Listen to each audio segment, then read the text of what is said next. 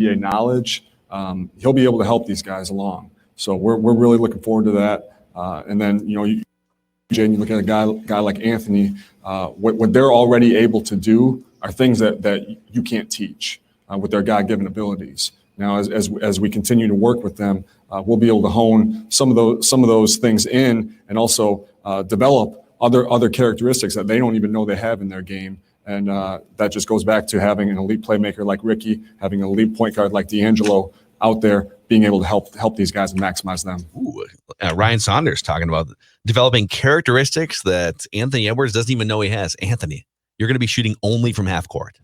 What do you mean? That's what I just told you. You didn't even know you could do this. That's what I just told you, right? You'll be shooting from half court. That's all you're going to do. Just stand there. It's going to be great. The Wolves roster reconstruction plan that started last year, Gerson Rosas and company took over the front office and just put a construction sign out front, said will be finalized at some point in 2021. And so they're definitely still going to make moves in the future, but their roster reconstruction, at least for 2020 and then into the start of the season, looks to be complete after 3 big moves over the weekend. The Wolves re-signed Malik Beasley to a 4-year, $60 million contract extension. I believe the 4th year is a team option. Juancho Hernangomez, 6'9", power forward, swing guy who can shoot, as we saw last season, former first-round pick with the Nuggets. He signs a contract, and then they make a trade for defensive power forward and noted team leader in the background, Ed Davis. Doesn't even wind up playing a game with the Knicks. He's bounced all over the place. But I think the biggest move of these 3, and the one that's getting the most attention and maybe even sideways looks, is the Malik Beasley contract, in part because he's got some legal things that are playing out right now, but also because most people look and see, wait a second, this dude was like sort of an experimental guy last year that was trying to prove himself over the course of the second half of the season after the trade. And he did enough to get a $60 million contract over 4 years. And Judd, I just want to tell people, if you start to play the math game in the NBA, like if you start to see these contracts, like how does that guy make 15 million, 20 million, and you're comparing to like football, baseball? The NBA salary cap is $109 million, and there's only 15 guys on each team. So they're all getting paid. So I think we have to move past like, how does that guy make 15 million? Well, somebody's going to make $15 million who can shoot 40% from 3. He turns 24 this week. He was one of the Wolves' best offensive players last year, and he's one of the better 3-point shooters in the entire league, over 40% the last couple of years. And so is it a little bit of an overpay for Malik Beasley? Probably. But I don't think it like cripples their. They weren't going to go out. They didn't have free agency money anyways to spend. This is all money bringing their own guys back, so it doesn't like hamper their ability to get a third superstar in free agency. I like it. He's a good player. So with the reconstruction of this roster largely in place now, answer me this, Phil Mackey. How does the offense work as far as the pieces of the puzzle of the players who are going to play the most fitting together? So a lot of that remains to be seen because we don't know. We don't even know what the starting lineup is going to be. I need you to recklessly speculate on my question right now. I don't know. Reckless speculation. You got the reckless speculation. Trade talk. Juicy rumors. Sure. So let me take your. I want to answer it in this way. Yeah. Because I think it's less about like, well, what's this all going to look like? We don't even know what the starting lineup's going to be. We don't know if Anthony Edwards is going to start right away. We don't know if Rubio is coming off the bench. But we do know that the Wolves' 3 main objectives over the past 12 months or so are pretty clear, and they've done all they can to pour energy into these 3 objectives. All right. So I want to answer your question this way. Objective number 1 was get better shooters in here for years and years. And we love Flip Saunders, but even Flip Saunders in his second time around. And when Sam Mitchell was the coach, the Wolves were running mostly a 2-point centric offense. And only when Gerson Rosas and company took over did they, like literally on their practice court, did they start putting red X's in the long 2-point areas. Yeah. And they're not shy about it. I mean, Anthony Edwards came out and said there was an anecdote on draft day that he and his trainer were getting set to work out for the Timberwolves brass, and the trainer had some long 2-point jump shots built into the workout. And Anthony Edwards stopped the workout and said, "Hey, the Wolves don't take these shots. Yes. Let's get rid of these." And so they've just now sort of caught up to what the Rockets and the Warriors and the Suns were doing this 12 years ago with why am I spacing on Mike D'Antoni? So run the right system that's efficient. So score inside and shoot from outside. But you got to have better shooters than they had last year to pull that off. It was a bunch of Josh Okogis and Jarrett Culvers just putting up bricks last year. So Malik Beasley, Juan Hernangomez, these guys can both shoot. Anthony Edwards can shoot too, but his shot selection is terrible. And the percentages, bared that out at Georgia. And obviously Towns is one of the best shooters in the NBA. So get better shooters in. They did that in part after the trade deadline hit last year. That's main objective number one. Objective number two is get some veteran leadership in here so that you can help mold these young guys, just build a more mature culture behind the scenes in a more stable culture, and make sure those guys can play too. It's like, remember when the Twins brought in, let's bring Jason Kubel back and we'll bring Jason Bartlett back. And Bartlett did magic tricks. Lay off him. It'll be great. It's like, well, those guys couldn't do anything anymore. I'm going to disappear now. Hey, Bartlett disappeared. Yeah.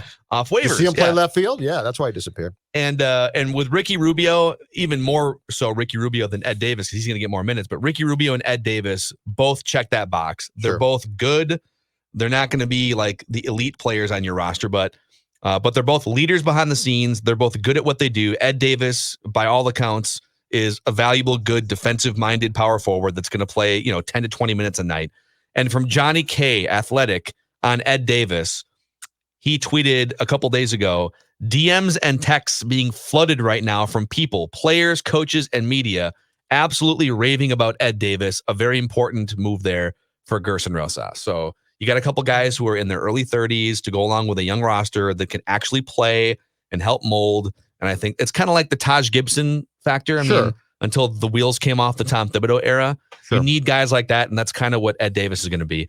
And then objective number 3 is get a bunch of interchangeable wing type players. Give yourself flexibility with your rotations. It's not 1990 anymore where you've got a center and a forward and another forward and a point guard that wears short shorts and throws chest passes like Marty McFly, or what was his name? Scott and Teen Wolf.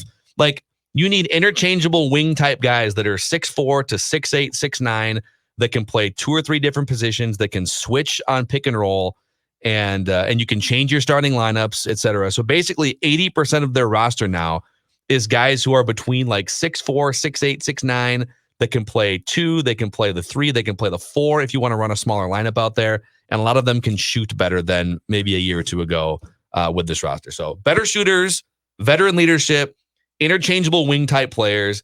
They've checked a lot of those boxes. And now we just have to see how good are some of these players.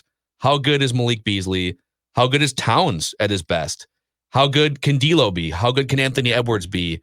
And let those guys grow within the system. So that's my answer to your question. Does Beasley thrive off this deal, or is there a threat of complacency off this deal? Because he was in that prove it sort of, and he played well at times, I thought. Yeah. But I'm curious about personality wise. I'm curious if this now takes it up a notch and he actually improves, or if he says, oh man, I got my deal, which we've seen lots of guys do. That's the one thing that, time will tell. But I guess it's the one question I have about him, because I didn't get a read on his personality, really. Yeah, I think so. This is an apples to oranges because the contracts were different. But when Wiggins signed the contract, I think there was major fear of complacency. And as it turned out, like, he didn't really add anything to his game after he signed the contract. And that was the first guess, fear of complacency. And it was, well, the carrot that you're dangling, hey, if you want this type of money, you have to turn into the team leader and all these things. Like, they gave him the carrot before he finished the race.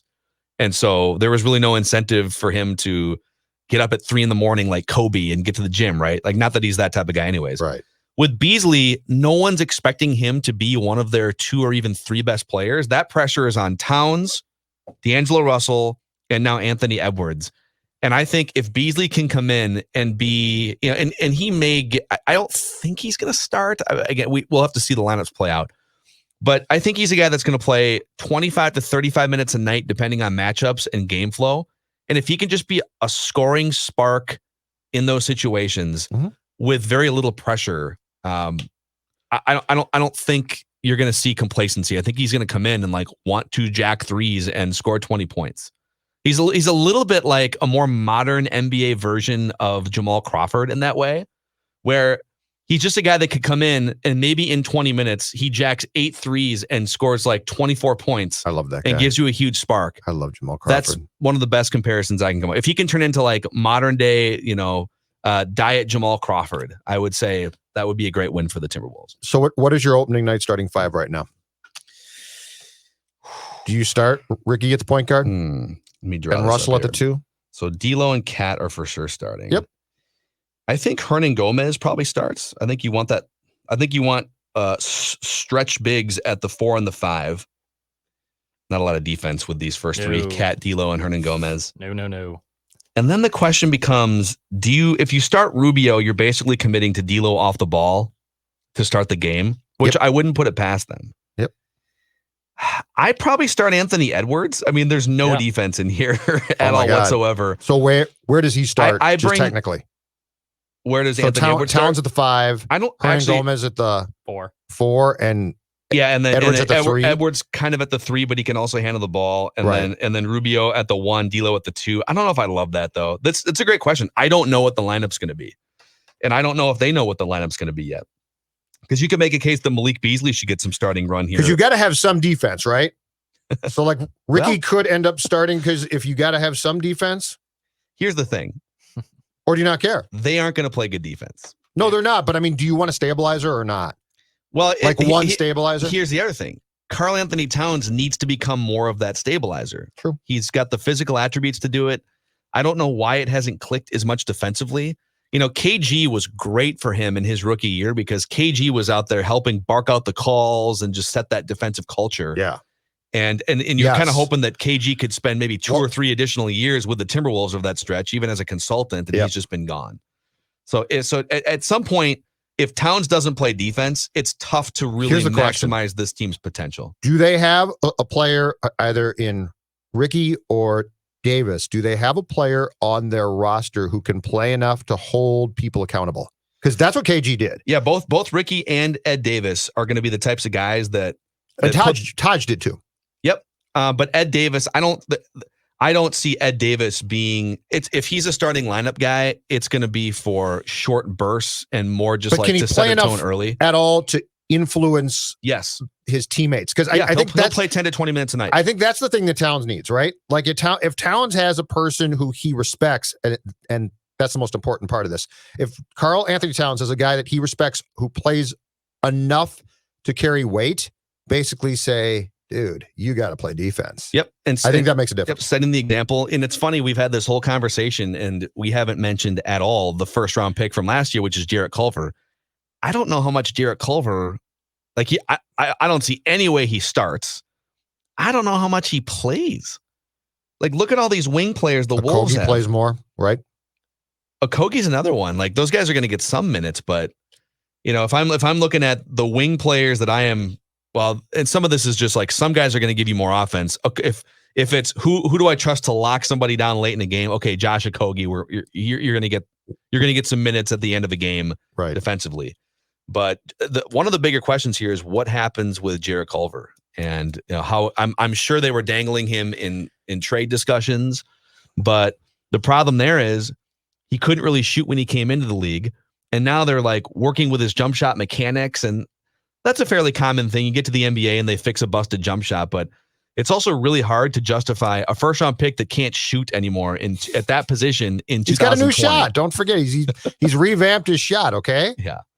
So yeah, there's a lot of potential here. There's a lot of different guys that you could interchange and create different lineups based on your opponent too. And there's going to be some games where like Ed Davis will not see the floor if the Lakers are in town and they've got Anthony Davis, and they've got I'm trying to think of, like, Dwight Howard is gone, and they've got a couple bigs in their lineup, right? Dwight. Then Ed Davis probably gets some run. Okay. But if you're playing like the Miami Heat at the end of the year last year, the Miami Heat were running out one of the smallest lineups in the league, and like Jimmy Butler was playing the 4 on defense, like sometimes. Houston did, yeah. Yep, in Houston. Those are games where Ed Davis just like might not play, or he might play 5 minutes. And the problem is if he doesn't play, then I don't know that he can carry the weight to hold a guy like Cat responsible. No, he'll play throughout the season. I'm saying there's going to be games where he doesn't play. He'll play enough in the season to do it. Okay. To hold accountability. Yeah. I just had an epiphany as you were talking about Flip that hit me. and this comparison would never be made because the people's personalities were so different.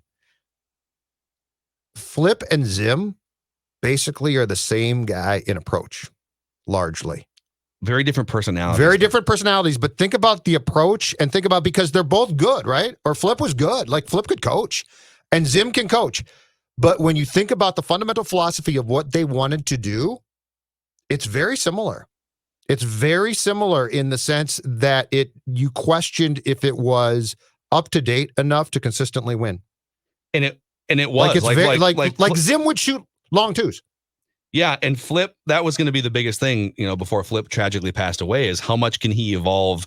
And his offenses, when they were clicking 20 years ago, were always very much move the ball. A lot of principles that can be used today: move the ball around, jump shot centric offense, and a big man who can play sometimes even ball handler and a lot of those Flip lineups too, like the 2, 3, and 4 guys. So KG, Trenton Hassel, Latrell Sprewell, like, you could switch off pick and roll defensively. So a lot of Flip principles do translate, but long twos. But like, you think about how both of those guys design things to win, and then where the league's evolved to, and you're like, I don't know that this still works, but it doesn't make you a bad coach. Sure. And they were both, in their own way, they could both become very defensive about how they did things.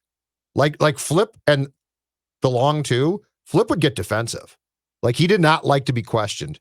And I think people were like, yeah, Flip, but the game's changed. And he's like, but this still works. And by the way, sometimes people take that too far. I mean, if you have open long twos and you knock them down at like a 45, 50% clip. I mean, Kevin Durant, go look at his shot chart. Kevin Durant makes long twos with the hands in his face at like a 48% clip or something.